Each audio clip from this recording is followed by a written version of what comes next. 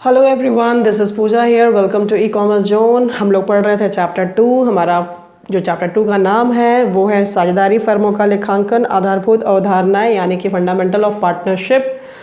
तो हम लोग पिछले वीडियो में पढ़े थे format of the current account and the capital account when fix capital has given. ठीक है, आज आप अपने स्क्रीन पे देख सकते हो कि ये भी पढ़ना ज़रूरी है क्योंकि मैंने बोला है कि मैं डॉक्टर एस के सिंह के बुक से पढ़ा रही हूँ, तो लाइन बाय लाइन पूरा हर चीज़ को गो थ्रू करेंगे और अपनी हैबिट में डाल लीजिए। बुक पढ़ने की आदत डालो, बहुत इंपॉर्टेंट है बुक पढ़ना। सिर्फ normally topic by topics concept लेने से काफ़ी नहीं होता है, खुद में भी एक इनबिल्ट बनाइए और प्रयास कीजिए कि बुक को लाइन बाय लाइन पढ़िए, चाहे कोई भी सब्जेक्ट हो। हमारी आज की ऑनलाइन की दुनिया में, यूट्यूब की दुनिया में, गूगल की दुनिया में एक आदत बहुत गंदी होते जा रही है। हम लोग बुक्स से दूर भाग रहे हैं। तो बच्चों, दूर से भागो, बुक से जो है दूर नहीं भागने का है, ठीक है। बुक को लाइन बाय लाइन पढ़ने का है। और वीडियो स्टार्ट करने से, मतलब क्लास का टॉपिक से स्टार्ट करने से पहले मैं बोलूँगी, अगर आप फर्स्ट टाइम ई कॉमर्स जोन पर आए हैं, सबसे पहले आप सब्सक्राइब कर लो, बेल आइकन में प्रेस कर लीजिए for the latest videos and notification. Right, चलो हमारा जो टॉपिक है वो क्या है, स्थायी पूंजी खाता और परिवर्तनशील पूंजी खाता में अंतर है कि difference between fix capital account and fluctuating capital account. Exam में ये 2-3 मार्क्स में थ्योरी पार्ट में आ सकता है, ओके, 2 मार्क्स में हार्डली आ सकता है। तो जैसा कि टॉपिक हमारा दिया है कि स्थायी पूंजी खाता और परिवर्तनशील पूंजी खाता में क्या अंतर है, तो आप देख सकते हो, जब मैंने पहले भी कहा है, जब भी एग्ज़ाम में जाओगे, एग्ज़ाम में आप लिखते हो पेपर, तो डिफरेंसेस के जो सॉल्व करने होते हैं क्वेश्चन, उसका तरीका बहुत सिंपल दिया हुआ है। आपके स्क्रीन पे दिख भी रहा है, 4 कॉलम है, 4 कॉलम आपको दिख रहा है, 1 column, 2 column, 3 column, 4 column, right. तो क्रम संख्या आप जरूर दीजिए नंबर, आप भले ही 3 पॉइंट डालो, 2 पॉइंट डालो, डजेंट मैटर, बट आप प्रोसीजर जो है इसी तरह से बना के एग्जाम में दीजिएगा। बेसिस ऑफ डिफरेंस, अंतर का आधार तरीका आप देख सकते हो। जरूरी नहीं कि आप हिंदी इंग्लिश मिला के लिखो, हिंदी वाले यहाँ पे हिंदी ही लिखने का है, ठीक है।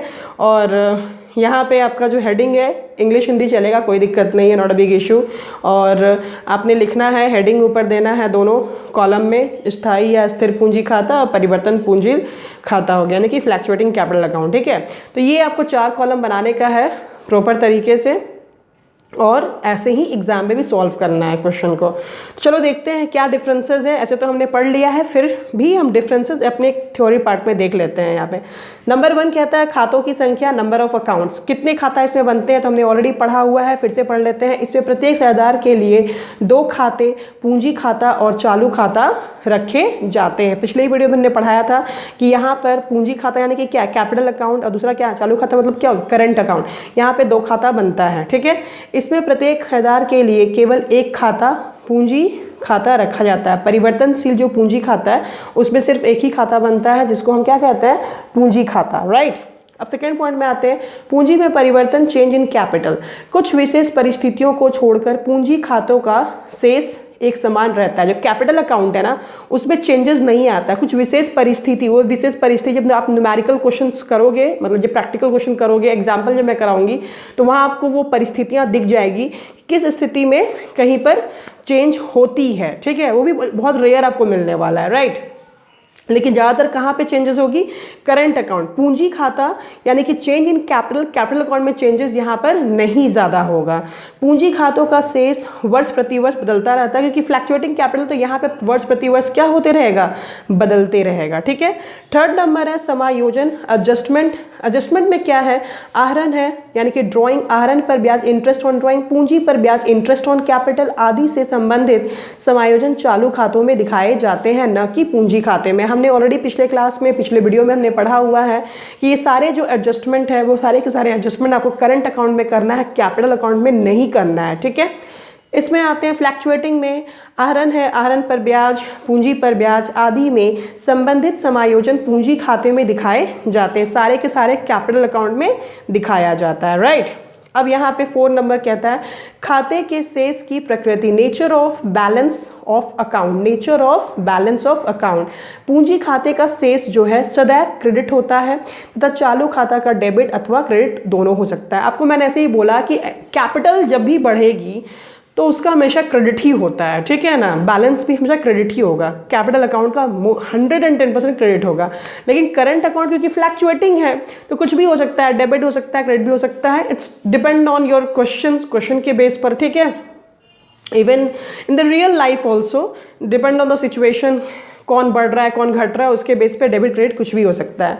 यहाँ पे पूंजी खातों का सेल्स क्रेडिट या डेबिट हो सकता है, बिकॉज फ्लैक्चुएटिंग है ये वाला, तो यहाँ पे दोनों हो सकता है, डेबिट या क्रेडिट दोनों हो सकता है। चालू खाता नहीं बनाया जाता, अतः इसके सेल्स का प्रश्न ही नहीं उठता है। सिंपल सी बात है, क्योंकि अब करंट अकाउंट तो यहाँ बनता नहीं है, तो कैपिटल अकाउंट बनता है। फ्लैक्चुएटिंग है, सारा कुछ इसी में चला जाता है, एडजस्टमेंट भी तुमको कैपिटल अकाउंट में ही करना है, तो ऑब्वियसली यहाँ पर डेबिट एंड क्रेडिट हो सकता है, ठीक है ना, बैलेंस।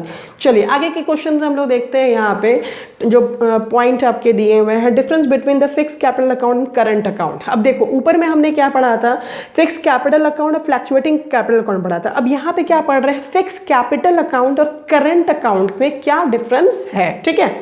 तो सेम चीज़ें मैं बोलूँगी, 4 कॉलम यूज़ करोगे, ठीक है। मैं डायरेक्टली अब नंबर 1 बताती हूँ।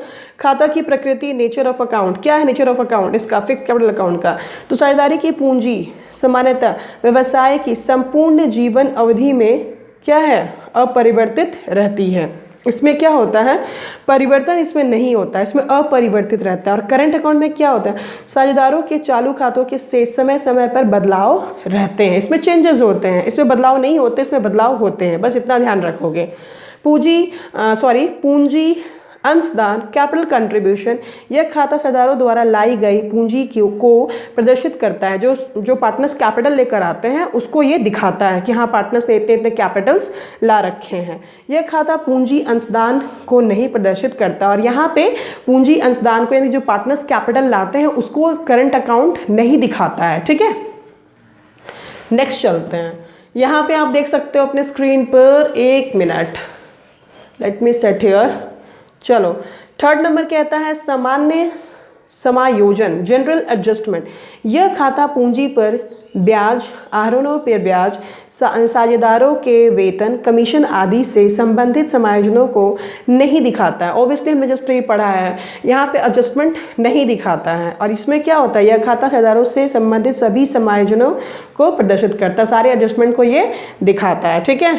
खाते के शेष, बैलेंस ऑफ अकाउंट, स्थायी पूंजी का खाता सदैव ही जमा शेष यानी क्रेडिट बैलेंस प्रदर्शित करता है। यह कभी भी ऋणात्मक शेष प्रदर्शित नहीं कर सकता है, क्योंकि ये जो है ये हमेशा क्रेडिट दिखाएगा, ये कभी भी आपको नेगेटिव नहीं दिखा सकता है। स्थायी पूंजी खाता सदैव ही जमा शेष यानी कि क्रेडिट बैलेंस ही दिखाएगा, हमेशा आपको कभी भी नेगेटिव साइड में ये यानी कि कभी डेबिट नहीं दिखाएगा, ठीक है। चालू खाता का शेष जमा शेष या नाम शेष हो सकता है, यानी कि डेबिट और क्रेडिट दोनों बैलेंस हो सकते हैं। इस प्रकार यह ऋणात्मक शेष यानी कि नेगेटिव बैलेंस को भी प्रदर्शित कर सकता है, ठीक है। तो आई होप सो दोनों डिफरेंसेस आपको क्लियर हो गए होंगे। अब यहाँ पे हम लोग आते हैं द मेन की पॉइंट्स टू रिमेंबर, स्मरण रखने योग्य मुख्य बातें जो अब तक हमने पढ़ी है, उसका कंक्लूजन है, summary you can say that. प्रत्येक साझेदार के चालू खाते यानी कि करंट अकाउंट को निम्नलिखित में से डेबिट किया जाता है। नंबर 1 किसके, पार्टनर्स का जो करंट अकाउंट है ना उसमें ये चीज़ें डेबिट किया जाता है। क्या क्या डेबिट किया जाता है, उसके आहरण नकद में हो या वस्तु में हो।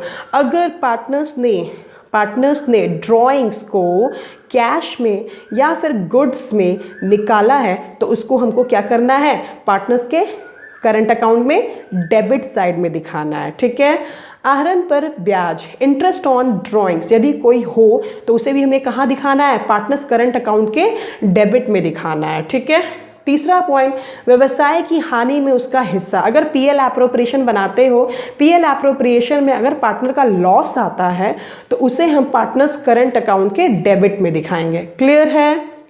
प्रत्येक साझेदार के चालू खाते का निम्नांकित से क्रेडिट यानी कि क्रेडिट किया जाता है। क्या बोल रहा है, जो पार्टनर्स का क्या है करंट अकाउंट को कहाँ पर कब क्रेडिट किया जाता है, किन किन कारणों से क्रेडिट, ये सब जो निम्नांकित जो चीज़ें हैं इसमें क्रेडिट किया जाता है। क्या है, उसके पूंजी खाते पर ब्याज, अगर इंटरेस्ट ऑन कैपिटल अगर है पार्टनर्स का तो उसको क्रेडिट करोगे कहाँ पर, पार्टनर्स करंट अकाउंट में।